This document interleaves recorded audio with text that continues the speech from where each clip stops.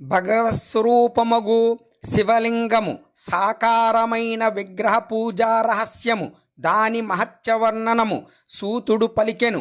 సౌనక శ్రవణ కీర్తన మననములను 3 సాధనలను చేయుటకు సమర్థుడు కానివాడు శివలింగమును శివాకారమును స్థాపించి పూజించవలెను. అట్టివాడు సంసార సాగరమును తరింపగలడు.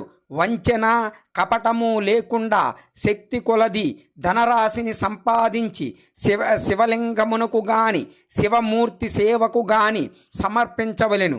వాటిని నిరంతరము పూజింపవలెను. దాని కొరకు భక్తిభావముతో మండపము, గోపురము, తీర్థము, మఠము, క్షేత్రమును స్థాపించవలెను. ఉత్సవమును జరపవలెను. వస్త్రము, గంధము, పుష్పములు, ధూపదీపములను సమర్పింపవలెను. శాకాదులను వ్యంజనములతో కూడిన రకరకములైన భక్ష్యభోజ్యములను అన్నమును నైవేద్యముగా సమర్పింపవలెను.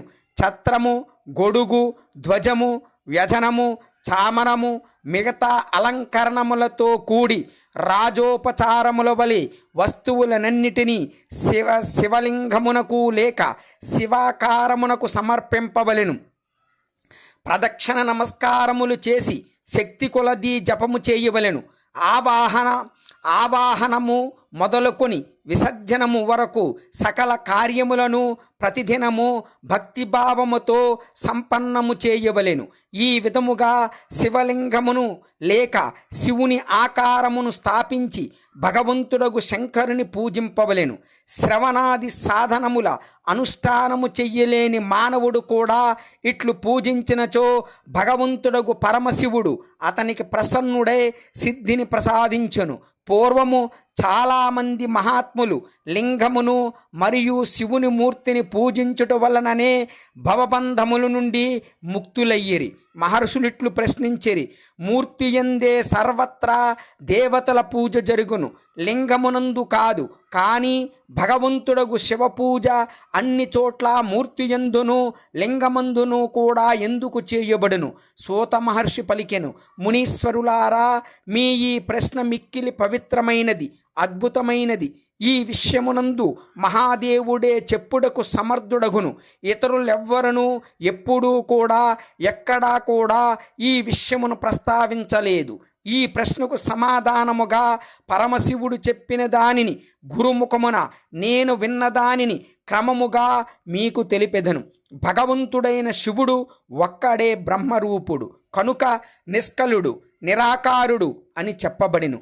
ఆ స్వామి సాకారుడు కనుక ఆయనను సకలుడు అని కూడా చెప్పెదరు. కనుక సకలుడు, నిష్కలుడు రెండును ఆ దేవదేవుడే.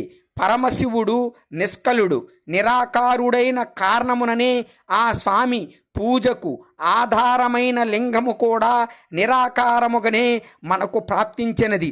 అనగా శివలింగము శివుని యొక్క నిరాకార రూపమునకు ప్రతీకయగును. ఇదే విధముగా శివుడు సకలుడు లేక సాకారుడు అయిన కారణమున ఆ ప్రభువును పూజించుటకు ఆధారమైన విగ్రహము సాకారముగా ప్రాప్తించును.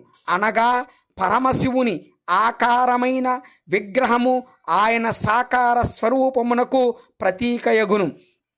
సకల అకల సమస్త అంగ ఆకారములతో కూడిన సాకారుడు మరియు అంగ ఆకారము పూర్తిగా లేని నిరాకారుడు రూపములు కలిగినవాడు కనుకనే ఆ స్వామి బ్రహ్మశబ్దముచే తెలియబడు పరమాత్మ. ప్రజలందరూ లింగమును, నిరాకారమును, మూర్తిని, సాకారమును రెండింటియందును ఎల్లవేళలా భగవంతుడగు పరమశివుని పూజించెదరు. పరమశివునితో వేరైన దేవతలున్నారు.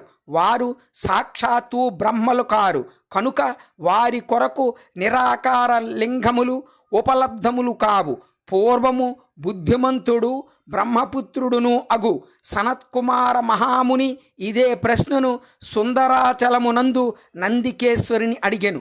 సనత్కుమారుడు పలికెను, స్వామి, శివుడు కాక వేరుగానున్న దేవతలందరినీ పూజించడుకు అన్ని చోట్ల అధిక సంఖ్యలో వేరు ఆకారములే కనిపించుచున్నవి, వినిపించుచున్నవి. కేవలము భగవంతుడగు పరమశివుని పూజయందే లింగము మరియు ఆకారము రెండును ఉపయోగములో కనిపించుచున్నవి. కళ్యాణప్రదుడవగు నందికేశ్వర, ఈ విషయమునందు తత్వమును నాకు బాగుగా బోధపడినట్లు తెలుపుము. నందికేశ్వరుడిట్లు పలికెను, పాపరహితుడవైన బ్రహ్మకుమార, ఇది మిగుల గోపనీయ విషయము.